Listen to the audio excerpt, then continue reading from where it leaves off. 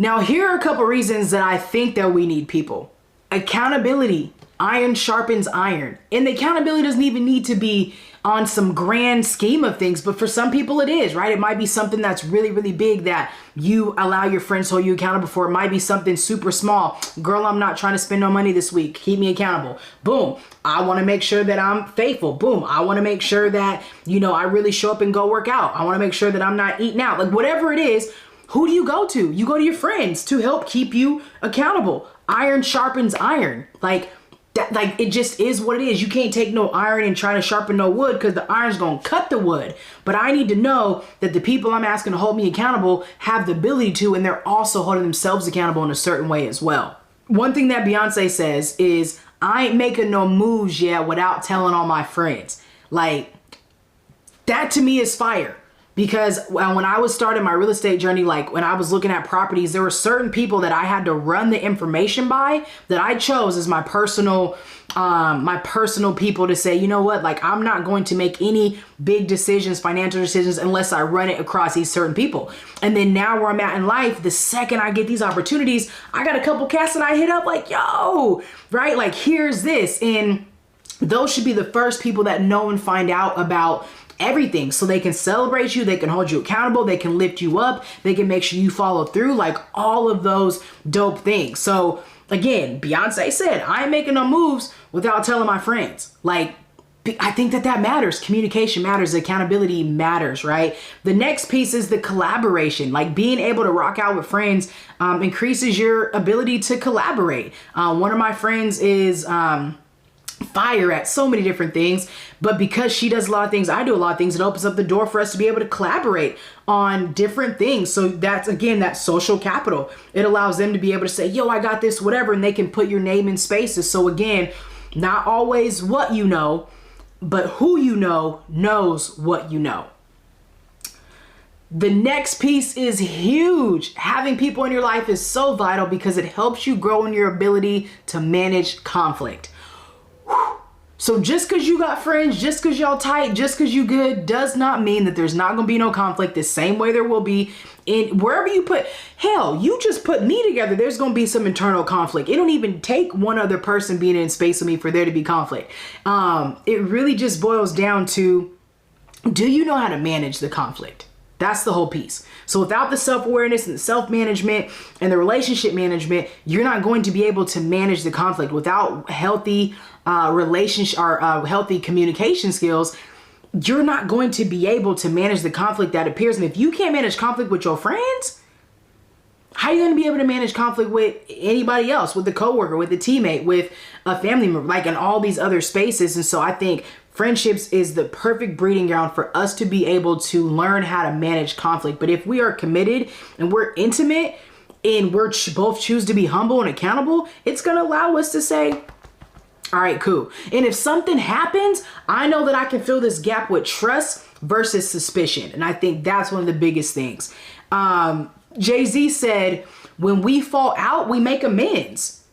Like when we fall out, we make amends. So what does that mean to me? That means if there's a gap, I'm going to fill the gap with trust versus suspicion. So that way I can say, you know what? I trust this person. So let me go have this conversation. And if we fall out and we're beefing, it's going to happen because we're human. We're going to make amends because that's my friend. And this is who I'm doing life with. And that takes humility and self-awareness to be able to assess yourself and say, what was my role in this? How do I now approach my friend and say, okay, boom, here's the situation. Let's talk through it so that way we can make sure that we hold on to this friendship, which is priceless.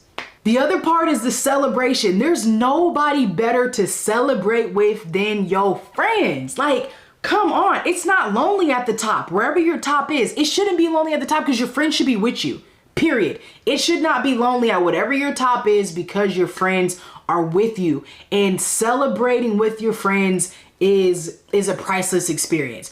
I was listening to an interview with Kelly this week, and the person had asked her, like, basically how could she be second fiddle, or it might be hard for her to be in Beyonce's light. And she was like, No, I'm a star too. I'm just as bright too. Like, what you mean? And this goes back to the iron sharpens iron. Kelly doesn't see herself as less than because it was Beyonce Kelly. She sees, look, I'm a star. I'm this, I'm bright. Like, and my sister doesn't ask me to dim my light. You know what I'm saying? Like, I could pull up and be me and be just as dope, but I'm not no less dope because Beyonce is dope. And so they get to celebrate each other, and they have the friendship relationship that they have because of the bond, because of how they do life together, because they do intimate life, and because Kelly can fully celebrate herself and fully celebrate Beyonce without it being a sense of dissension. And so when we go back to Beyonce said, there's no pride involved. Listen to the clues, y'all. There's no pride involved.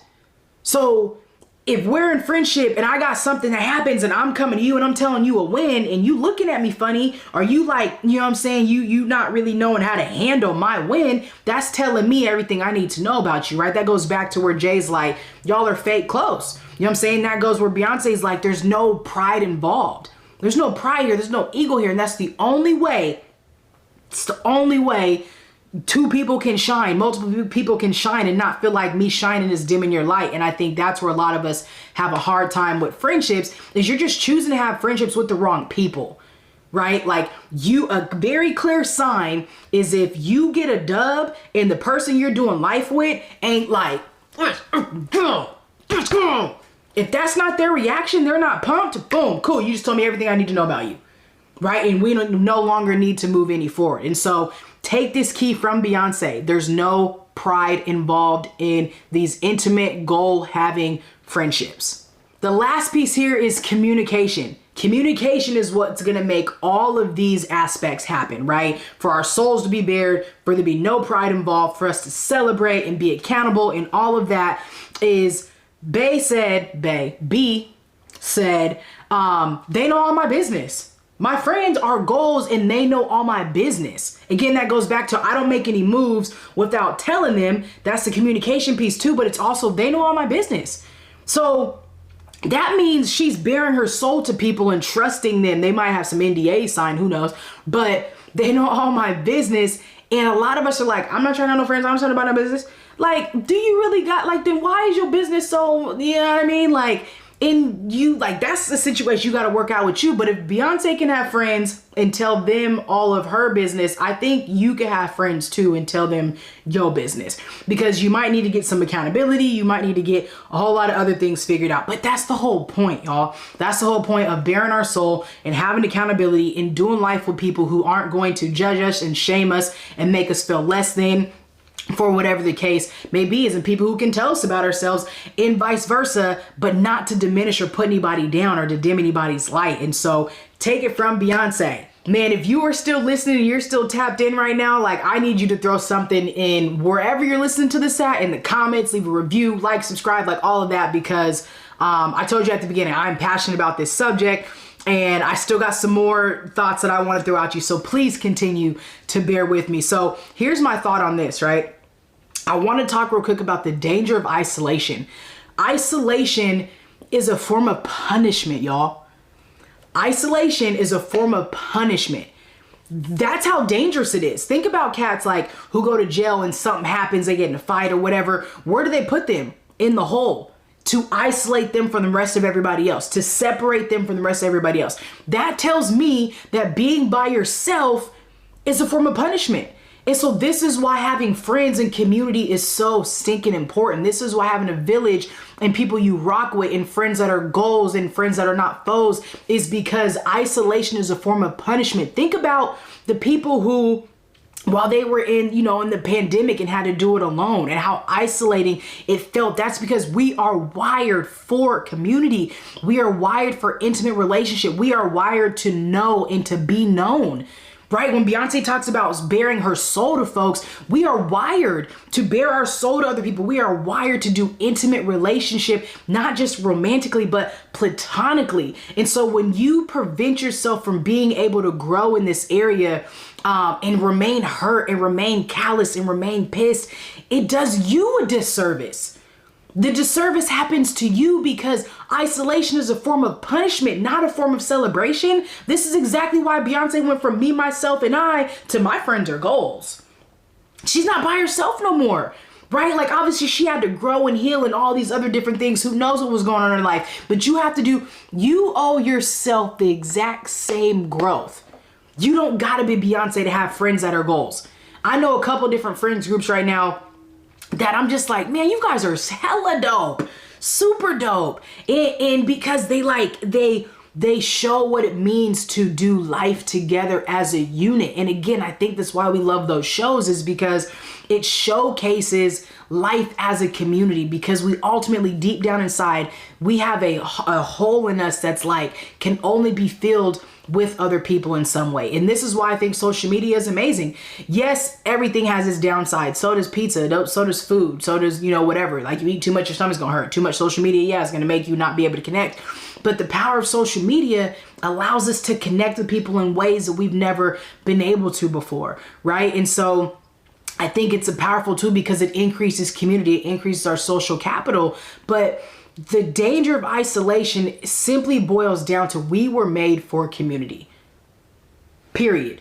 Whatever your community is, whatever your community looks like, and if you're not even sure, then again, get more self-aware so you can figure that out. So you can get to the root and say, okay, how do I build a community around me that fully supports me, who I am in this season of life? Because it is vital to do so. Now, I think that there are seasons that require you to probably be a little bit more quiet, a little bit more reserved, so that way you can really focus on getting things right. You can shift, you can grow, you can heal, you can do all the different things, but you still need at least one friend, maybe two, you know what I'm saying, to bounce ideas off of, to talk to test your growth, to test your, all of that. And so I am for the seasons of quietness. I'm for the seasons of step back. I'm for the seasons of isolated growth, but I still think there needs to be at least one friend who that is there for you. You can check on them, they can check on you, and you can continue to grow holistically. All right. One of the most clutch reasons why we need people, why we were wired for a community, is because friends are there in a time of need, period. Beyonce said, your stress, my stress. Your stress is my stress. You know what I'm saying? Like, this is how deep we're doing life. Your stress is my stress. Friends are there in a time of need. My heart breaks for people who are going through anything and don't have nobody there. Like when Lauren London, lost Nip, or Vanessa Bryant lost Kobe and Gianna, or like Nia Long just went through this stuff, or just local people that I know who are losing loved ones and really going through it. I'm like, yo, I hope that they have people around them to really just hold them. I just hope they have people around to hold them. And the reason why this is so important, B dropped another bar and she said, pull me up, never let me down, never let me drown, never let me hit the ground. Beyonce said, my friends never let me down, never let me drown, never let me hit the ground. That's why her friends are goals and your friends are foes. Because if you're going through it, then is not the time to figure out like, and you know what I'm saying? Like it should be like the second something happens, you know what I'm saying? Cats in your village are activated. So the way that I like to break this down is like the way we see community is the cats who are sending love and prayers. Like that's all we could do for the majority of us when, for Lauren and Vanessa and that kind of thing. Like we're sending love and prayers on a comment. That's it. Cause we're just community from afar. Acquaintances might be able to send a text and a phone call. Is there acquaintances in some way they have access, that kind of deal, text and a phone call, boom, boom, boom. But friends show up. Family, show up. They're right there. So think about it in your life, right? If you're trying to figure out like who fits in my community, who are my acquaintances, and who are like my friends and family that like are never going to let me hit the ground, never going to let me drown, never going to let me down. Who are those cats that when you're going through it, like your stress is their stress, your stress is your stress. And you probably like, I don't need no more stress. I hear you, but that's not what we're saying here. right? What we're saying is, again, iron sharpens iron. We're carrying this load together because when you win, I win, you win. And if you're going through, we're going to figure it out. And if right now we just got to just be, we're going to figure out how to just be. Okay. Another example is friends. They show up and they follow up. They show up and they follow up. A lot of people will say, you know, when somebody dies, cats will come to the funeral, and once they're done, it's like, it's whatever, because it's not really their life. You know what I'm saying? The death may not have really impacted them, but friends follow up.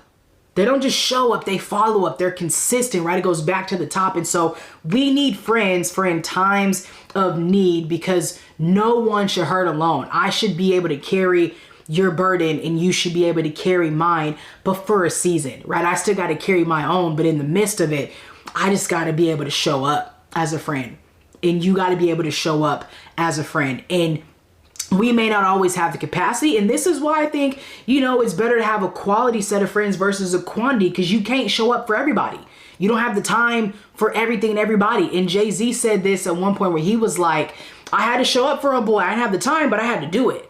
Right. And you do that because that's your friend. You make sacrifices for your friends the same way you do for you in a platonic relationship, the same way you would in a romantic relationship. And so being able to show up, to follow up, and be there for people in a time of need is clutch, and it's going to be your friends. All right. People will say, you know, who's really rocking with you when you're down. Facts.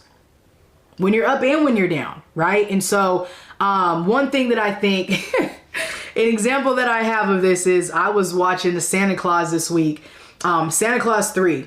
And I don't know if you're familiar with it, but Tim Allen, Santa Claus, it's a pretty good series. You should check it out. But he ended up being played. This is a whole friends closer than your enemy scenario. Okay, check this out. So the Santa Claus ended up being played by Jack Frost. Jack Frost pretended to be a friend, but he was really a foe. They was fake close. He was, you know, friends close, enemies closer, right? His friends was there, but he was like, let me keep my enemy closer, and he played him, right? Like Jack Frost played Santa. He messed up the whole shebang.